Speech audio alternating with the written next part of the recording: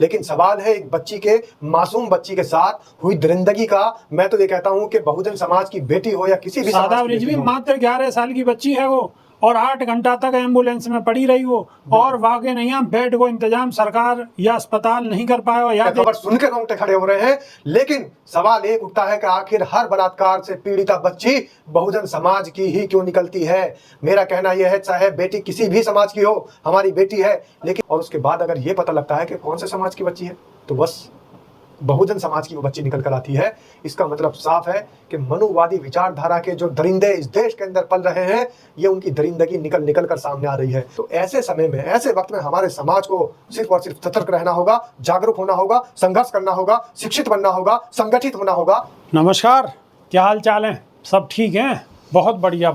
अपने और अपने को ख्याल रखो, और जब टाइम मिले तो वीडियो जरूर देखो। देसी देख बिगर ब्रेक, आगे लाग लपेट, बिल्कुल देसी अंदाज में। मैं विपिन बेबाक, मेरे साथ मेरे सहयोगी शादाब रिजवी। जय हिंद, जय भीम, सत श्री अकाल, आदाब। मेरा नाम है शादाब। मुजफ्फरपुर की घटना तो आपको मालूम होगी, नहीं मालूम? बहुत भयानक घटना, और बहुजन समाज की बेटी के साथ ऐसे कुकर्म के जो सुन के ही रूह कांप जा। यादा कछु पूरी घटना है नहीं सके। मुजफ्फर नाबालिग रेप हत्याकांड को लेकर पूरे बिहार में आक्रोश का माहौल है, और बिहार ही नहीं, पूरे उत्तर प्रदेश बल्कि पूरे देश के अंदर। वहीं अब घटना को लेकर सियासी बयानबाजी भी तेज है गई है। एक तरफ जहां घटना से नाराज बीजेपी मीडिया पैनलिस्ट असीत नाथ तिवारी ने कल पार्टी से अपना इस्तीफा दे दिया हो, वहीं अब बसपा प्रमुख और यूपी की पूर्व सीएम मायावती ने मुजफ्फरपुर कांड पर अपनी प्रतिक्रिया देते हुए बिहार सरकार पर निशाना साधा है।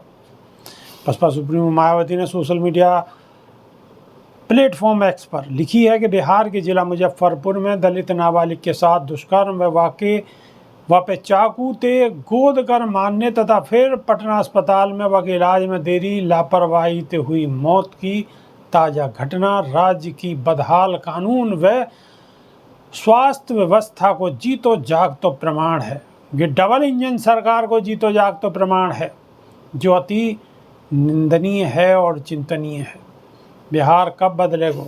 बसपा सुप्रीमो मायावती ने आगे लिखी है कि बिहार सरकार सभी दोषियों के विरुद्ध सख्त कानूनी कार्रवाई करके पीड़ित परिवार को न्याय दिलाना सुनिश्चित करे, ताकि भविष्य में ऐसी दर्दनाक घटना की पुनरावृत्ति को रोका जा सके।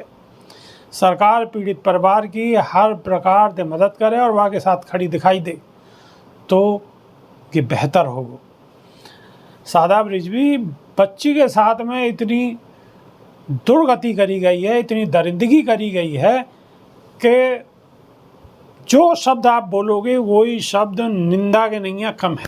और बातें ज़्यादा, और बुरी बात कि अस्पताल लेके गई पटना में, 8 घंटा तक बच्ची अस्पताल, वहाँ में क्या नाम है आपके, जो गाड़ी में बैठी रही, एम्बुलेंस में बैठी रही, और एम्बुलेंस में कोई डॉक्टर देखने को नहीं आया, और अस्पताल में वहाँ को कोई बेड नहीं मिलो।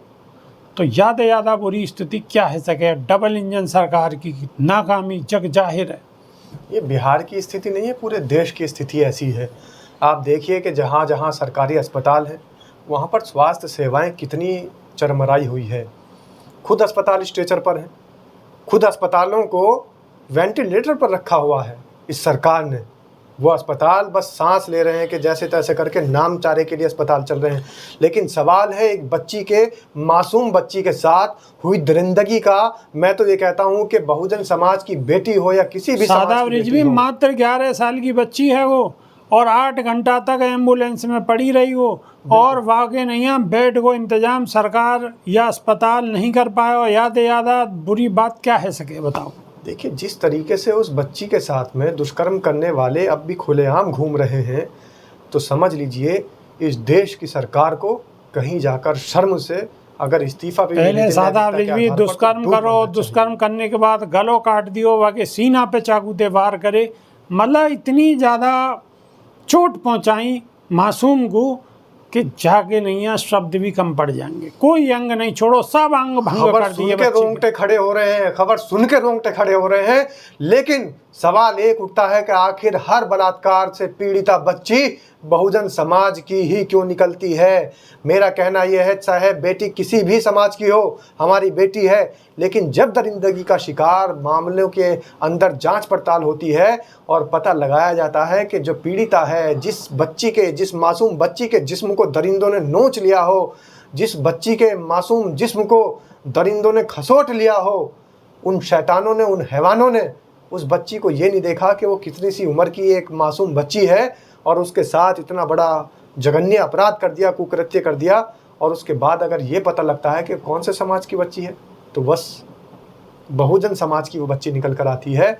इसका मतलब साफ है कि मनुवादी विचारधारा के जो दरिंदे इस देश के अंदर पल रहे हैं, ये उनकी दरिंदगी निकल कर सामने आ रही है।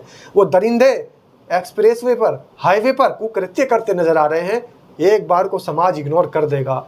वो दरिंदे 130 वीडियोस वायरल करते नजर आ रहे हैं, एक बार को समाज इग्नोर कर देगा। वो दरिंदे 2500 3000 वीडियोस वायरल करने के बाद और देश का प्रधानमंत्री उन दरिंदों का हाथ अपने हाथ में लेकर ऐसे उठाता है और कहता है कि इनको जिताकर लोकसभा भेजिए, इनको जिताकर राज्यसभा भेजिए, यह आपका काम है। इस देश के मेरे भाइयों बहनों मित्रों, इनको जिताकर लोकसभा भेजिए। तो इस तरीके के जब दरिंदे निकल कर सामने आते हैं, ये समाज उनको माफ़ कर देता है। लेकिन जब मासूम बच्चियों के जिस्म को नोचने वाले ये दरिंदों की दरिंदगी सामने आती है, तो फिर माफ़ करने का या फिर उनको बर्दाश्त करने का बिल्कुल भी दिल नहीं करता। बस एक ही दिल करता है कि अब तो आर होगी या पार होगी।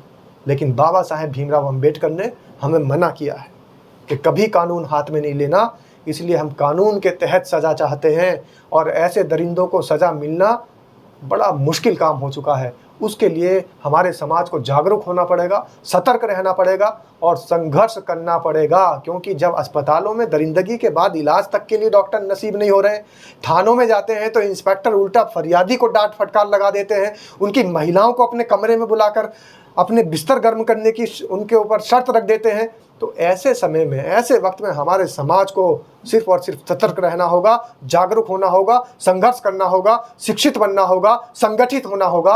और वीडियो को, ऐसी वीडियो चाहे हमारे मुख से निकली हुई खबरें हो, बेबाक जी की बताई हुई खबर हो या किसी की भी खबर हो, अगर कहीं भी बहुजन समाज पर कोई दरिंदगी हो रही है, उत्पीड़न हो रहा है, प्रताड़ना हो रही है, तो ऐसी खबर को रोकने के बाद जितना जुर्म उन दरिंदों ने किया है, समझ लीजिए उतना जुर्म हम भी कर रहे हैं।